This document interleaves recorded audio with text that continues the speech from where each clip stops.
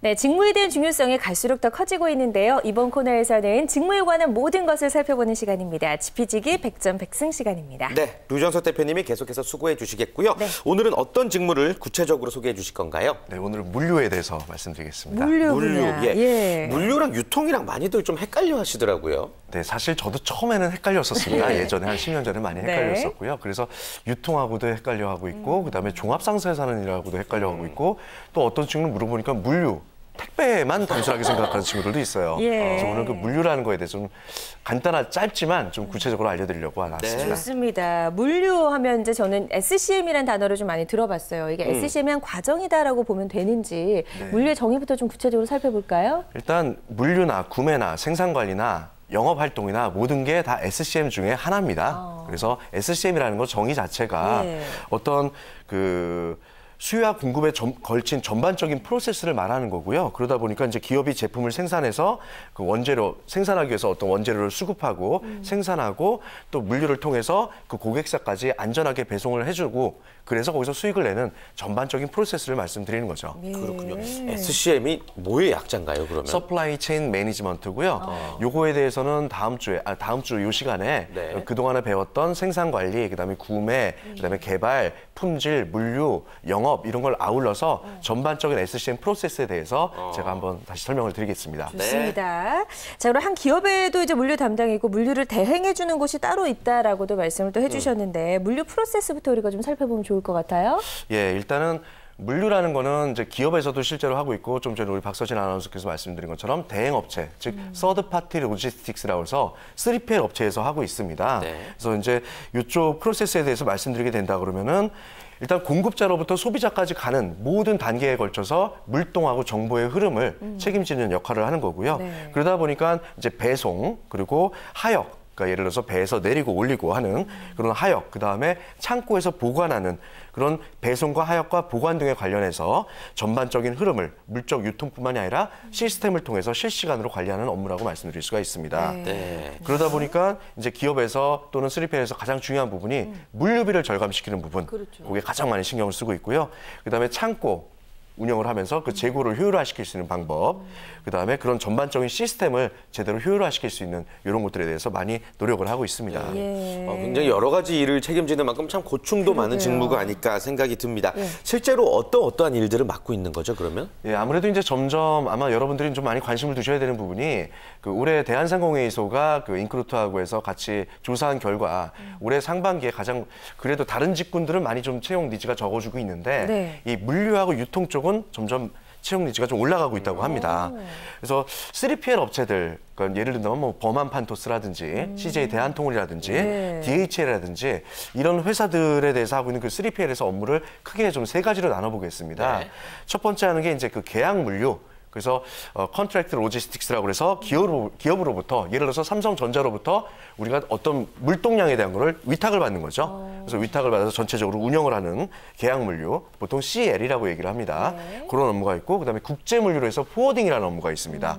그래서 다양한 운송 수단, 뭐 배도 있을 수가 있고 보통 이제 배를 베슬이라고 하고 그다음에 비행기 에어라고 하고 그다음에 철도로 운송하는 레일. 그다음에 내륙 운송, 미국과 같이 큰 데는 철도뿐만이 아니라 이제 트럭으로 하는 트러킹이라는 방법이 있습니다. 그래서 그런 다양한 운송수단을 통해서 그 목적지까지 배송하는 게 있고요. 그다음에 국내 CY라는 컨테이너 야드가 있습니다. 보통 부산항이나 인천항에 가면 컨테이너 많이 쌓여 있죠. 그런 CY를 직접 이제 계약을 하고 관리를 하게 되는 부분이 있고, 그다음에 현재 도착을 하게 되면 예를 들어서 미국을 도착하게 되면 서부에 LA에 롱비치라는 지역에 물류센터들이 상당히 많이 있습니다. 그래서 그런 물류 창고들을 직접 운영하고 관리하고 해서 최종 목적지까지 운반의 전반적인 배송을 책임지는 게 포워딩 업무고요. 그다음에 이제 내륙, 우리 국내에서 하는 로컬 국내 물류 같은 경우는 물류센터들. 그래서 물류센터에는 뭐 이제 RDC로 해서 리저널 디스트리뷰터 센터, 그래서 광역 물류센터, 그다음에 FDC에서 지역 물류센터, 그다음에 CDC에서 센트럴 디스트리뷰션 센터에서 여기도 CDC가 있네요. 네, 여기도 CDC가 있습니다. CDC에서 하는 중앙 물류센터, 이런 다양한 물류센터들을 직접 운영을 하면서 적시에 공급할 수 있는 그런 관리를 하고 있고, 또 여러분들이 많이 알고 있는 택배까지도 하고 있습니다. 그래요. 예. 그러니까 뭐 이런 이런저런 라인들을 우리가 쭉 살펴봤는데 대부분의 이제 물류 라인이 좀 해외에 있는 경우가 많기 때문에 우리가 수출입과 관련된 어떤 기본적인 지식도 필요하지 않을까 싶거든요. 네, 그래서 이제 인코텀스 거래 조건, 매도인과 매수인 간의 어떤 거래 조건들을 좀 제대로 아셔야 되고요. 그 다음에 그 국가별로의 관세 정책이 조금씩 차이가 있습니다. 그래서 수출입 통관을 하기 위해서 어떤 관세라든지 통관 절차 이런 거에 대해서 많이 좀 아셔야 되고요.